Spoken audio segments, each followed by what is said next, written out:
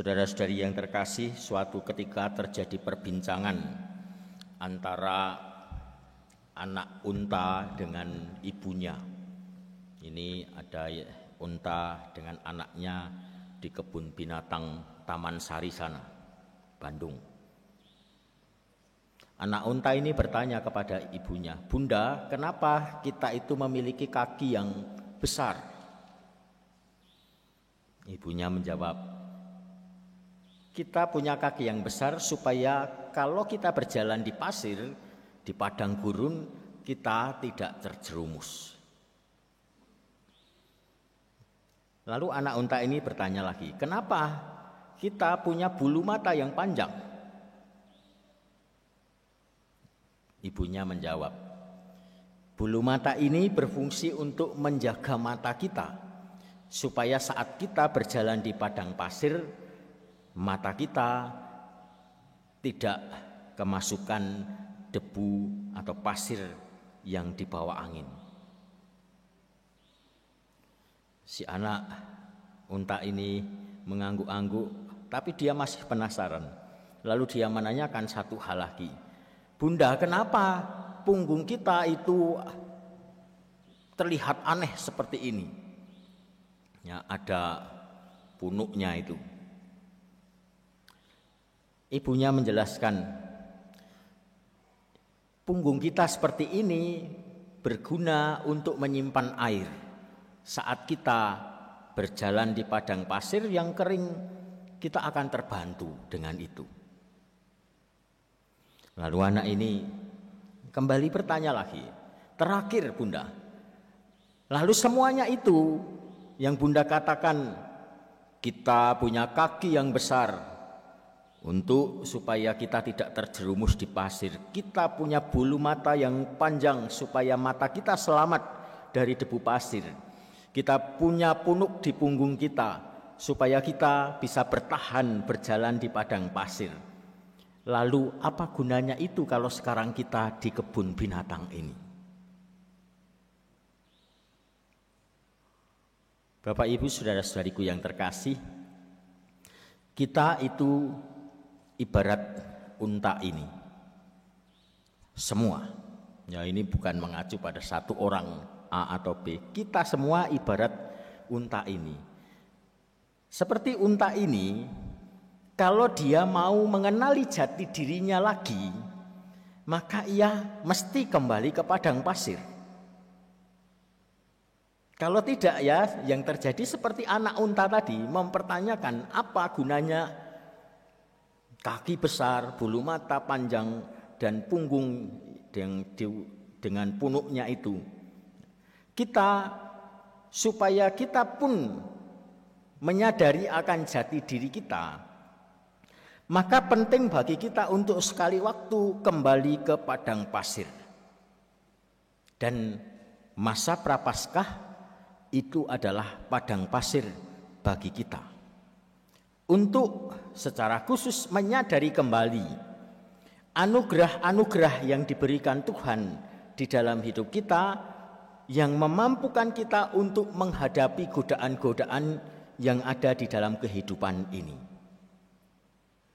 Menarik bahwa di dalam kisah percobaan terhadap Yesus di padang gurun, ini berakhirnya meskipun terkesan seluruh kisah itu berakhir dengan kemenangan Yesus, ya karena ia tidak tergoda oleh iblis, tetapi ada satu catatan kecil yang membuat cerita ini tidak sungguh-sungguh menjadi kisah yang happy ending. Karena dikatakan iblis pergi dan menunggu saat yang baik. Catatan kecil ini sebetulnya mau menunjukkan kepada kita, para pembaca, para pendengar, bahwa bisa saja kisah percobaan di padang gurun itu bukan hanya mengacu pada satu peristiwa setelah Yesus dibaptis, dibawa roh ke padang gurun berpuasa di sana, tetapi itu adalah gambaran seluruh perjalanan hidup Yesus. Dan ketiga godaan itu adalah godaan yang juga selalu muncul di dalam perjalanan hidup Yesus. sebagai manusia. Maka itu juga bisa menjadi bagi kita merefleksikan, cara untuk merefleksikan sejauh mana ya, saat sekarang ini kita memasuki masa Prapaskah, saat kita kembali ke padang gurun, kita menyadari jati diri kita sebagai putra Allah. Menyadari bahwa kepada kita seperti unta itu dianugerahkan hal-hal yang membuatnya bisa bertahan di dalam setiap kesulitan kehidupan. Allah juga menganugerahkan kepada kita kemampuan kebijaksanaan yang membuat kita juga bisa dikuatkan saat kita berhadapan dengan godaan. Maka mari kita melihat godaan ini satu persatu. Ada 3 godaan yang dialami oleh Yesus. Ketiga godaan ini menggambarkan 3 dari apa yang disebut sebagai dosa pokok atau dosa yang mematikan. Kita mengenal ada 7 hal yang disebut sebagai dosa pokok atau dosa mematikan. 1. Kerakusan, 2. Kesombongan, 3. Ketamakan,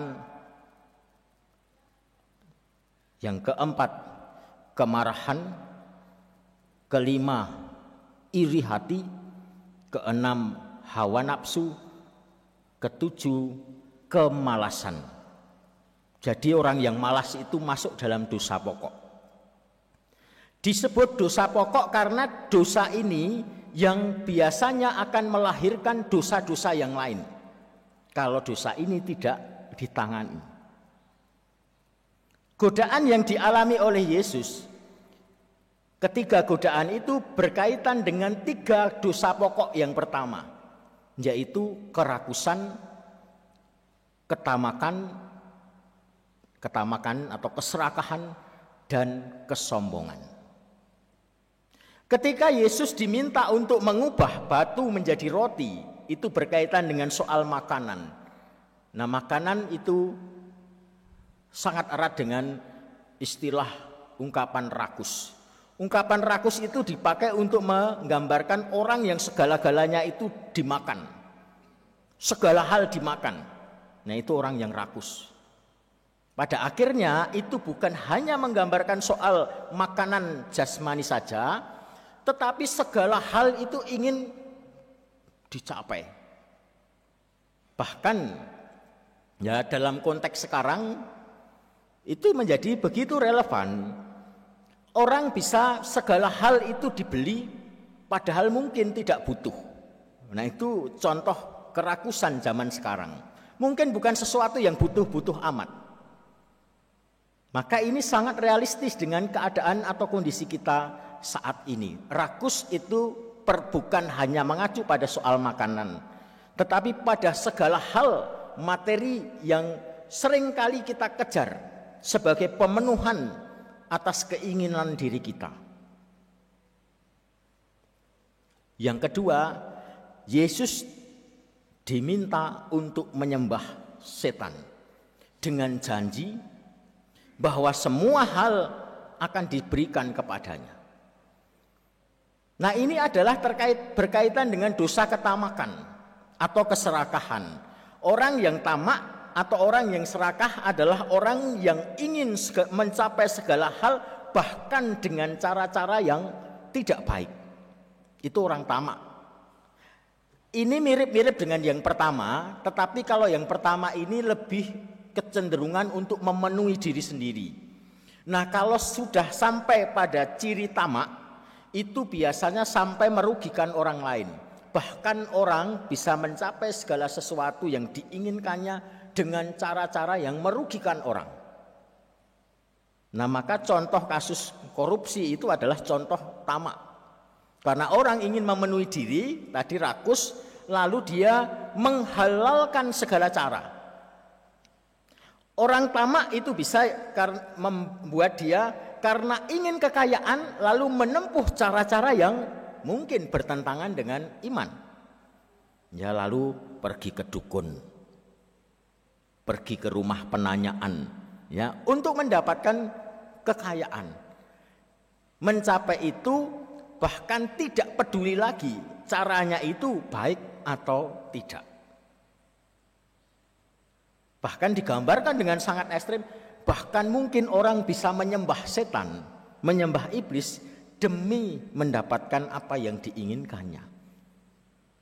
Yang ketiga, Yesus diajak untuk naik ke bubungan bait Allah, diminta untuk menjatuhkan diri, dan dengan begitu lalu ada popularitas yang dijanjikan di sana. Maka ini terkait dengan dosa kesombongan. Orang akan bertepuk tangan kalau melihat Yesus melakukan itu lalu dia tidak terluka. Kesombongan itu adalah saat orang menunjukkan siapa dirinya dan mengharapkan pujian dari orang lain. Bagaimana kita merenungkan dari tiga hal ini? Diajak untuk merenungkan, inilah saat bagi kita untuk menyadari tentang jati diri kita. Dalam gereja Katolik diajarkan bahwa 7 dosa pokok itu hanya bisa dilawan dengan yang namanya kebajikan utama. Karena itulah yang kita dengarkan pada hari Rabu Abu kemarin. Rabu Abu kemarin kan kita mendengarkan bagaimana Yesus memberikan nasihat tentang 3 hal yang kita lakukan selama masa Prapaskah ini. 1, berpuasa dan berpantang. 2, berdoa. Yang ketiga, berderma atau melakukan amal. Nah, ketiga hal ini kalau kita renungkan lebih jauh, ini terkait dengan 3 godaan yang dialami oleh Yesus. Artinya apa? Ini terkait dengan 3 dosa pokok yang dihadapi oleh Yesus di dalam peristiwa godaan itu. Ini artinya apa? 3 hal yang kita lakukan selama masa Prapaskah ini sebetulnya menjadi sarana bagi kita untuk mengembangkan kebajikan-kebajikan atau keutamaan-keutamaan yang kita perlukan untuk menghadapi godaan untuk masuk di dalam dosa-dosa pokok itu. Kita diajak untuk berpantang dan berpuasa. Itu soal mati raga. Itu adalah undangan untuk hidup secara sederhana. Keutamaan yang diperlukan untuk menghadapi dosa kerakusan. Dengan hidup sederhana, maka itu menjauhkan kita dari sikap rakus. Kita diajak untuk berdoa dengan cara yang benar. Diingatkan oleh Yesus, kalau berdoa itu jangan berdoa di tempat yang dilihat oleh orang. Berdoalah, masuk ke dalam kamar, berjumpalah dengan Tuhan. Ia yang tak kelihatan itu melihat apa yang kamu lakukan. Ini terkait dengan apa? Terkait dengan dosa kesombongan. Mengembangkan doa yang benar berarti membantu kita untuk mengembangkan kebajikan atau keutamaan kerendahan hati yang merupakan kebalikan dari kesombongan. Dan yang terakhir, kita selama masa Prapaskah diajak untuk melakukan derma atau amal kasih. Derma adalah pengembangan sikap kedermawanan, mau berbagi, mau membagikan apa yang kita miliki, dan ini adalah keutamaan kebalikan dari sikap tamak. Di mana orang tamak itu melakukan segala cara, bahkan kalau perlu merugikan orang lain untuk keperluan dirinya sendiri. Itu bisa dilawan dengan kebajikan, kemurahan hati, mau berbagi. Itu kita kembangkan melalui derma yang kita lakukan selama masa Prapaskah ini. Maka pertanyaannya bagi kita, permenungannya sederhana. Supaya laku pantang puasa, doa, dan mati raga kita tidak hanya sekedar menjadi rutinitas.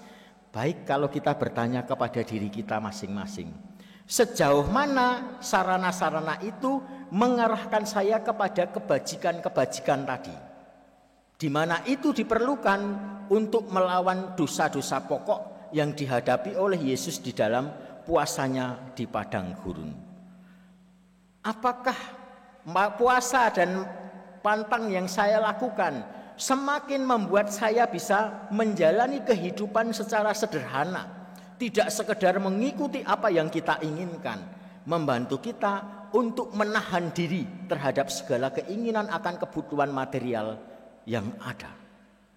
Apakah doa-doa kita yang kita lakukan secara benar selama masa Prapaskah ini semakin membantu kita untuk menjadi rendah hati, bukan sebaliknya menunjukkan apa yang kita bisa lakukan kepada orang lain? Apakah derma kita bisa membuat kita semakin murah hati? Sehingga semuanya itu memang pada akhirnya sungguh-sungguh menjadi kesempatan bagi kita, seperti anak unta tadi, perlu kembali ke padang gurun untuk mengenali jati dirinya. Semuanya ini kita lakukan juga untuk kita selama padang gurun masa Prapaskah ini, supaya kita semakin menyadari jati diri kita sebagai anak-anak Allah, di mana Dia menganugerahkan kepada kita keutamaan-keutamaan yang diperlukan bagi kita untuk menghadapi setiap godaan. Tuhan memberkati. Mari kita